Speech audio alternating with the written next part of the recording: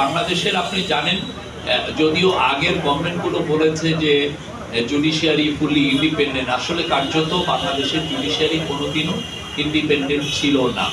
তো সেই জন্য এই এই কমিশন বলেছে যে জুডিশিয়ারিকে পুরোপুরি স্বাধীন এবং কার্যকরভাবে স্বাধীন করার ওরা প্রস্তাব দিয়েছে। এটা একটা 352 পাতার পৃষ্ঠার একটা বড় রিপোর্ট এবং এটার পুরোটা ইমপ্লিমেন্টেশন করতে হলে কিছু কিছু ক্ষেত্রে আপনার কনস্টিটিউশনাল অ্যামেন্ডমেন্টও লাগবে।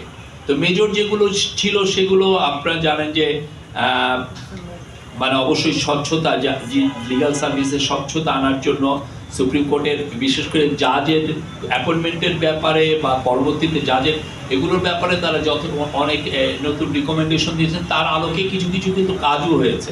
আপনারা দেখেছেন যে জাজ অ্যাপয়েন্টমেন্টের ব্যাপারে আমরা নতুন নীতিমালা এসছে। তো খুবই ইম্পর্টেন্ট একটা ছিল হচ্ছে যে স্থায়ী অ্যাটর্নি সার্ভিস করার কথা বলেছেন। এটা ওনারা তো এটা বলছেন, আপনারা জানেন যে আমাদের যারা ওয়েস্টার্ন, যারা আমাদের বন্ধু দেশ এবং অনেক দেশে এই স্থায়ী অ্যাটর্নি সার্ভিস আছে। বাংলাদেশে যে অ্যাটর্নি সার্ভিস আপনারা জানেন যে পাবলিক প্রসিকিউটর, যেটা সারা বাংলাদেশে পাবলিক প্রসিকিউটররা থাকে, প্রায় 4000 গভর্নমেন্ট অ্যাপয়েন্ট করে।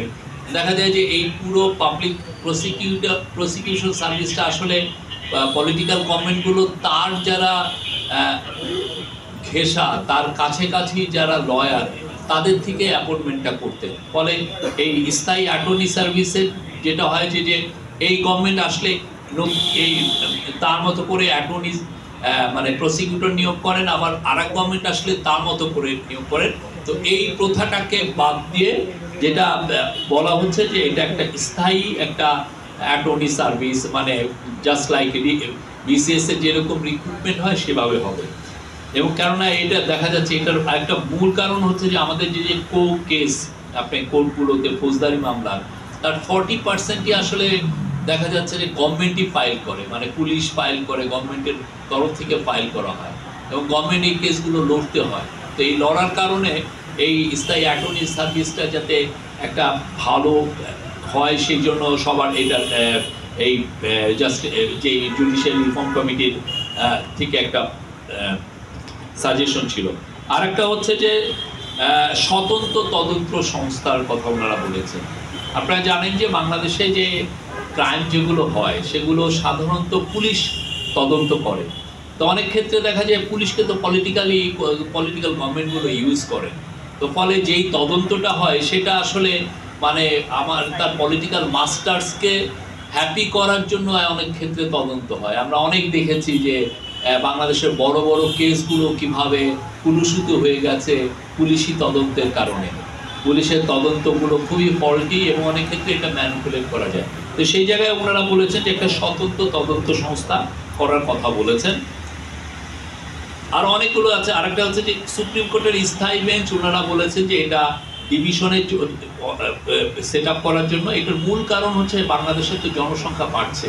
বাংলাদেশ তো সেই আগের হাইকোর্ট দেখেন 1971, এরপরে আমাদের লিবারেশন ওয়ারের পরের যে আমাদের হাইকোর্ট, সেই একই হাইকোর্টের একই জায়গায় আছে।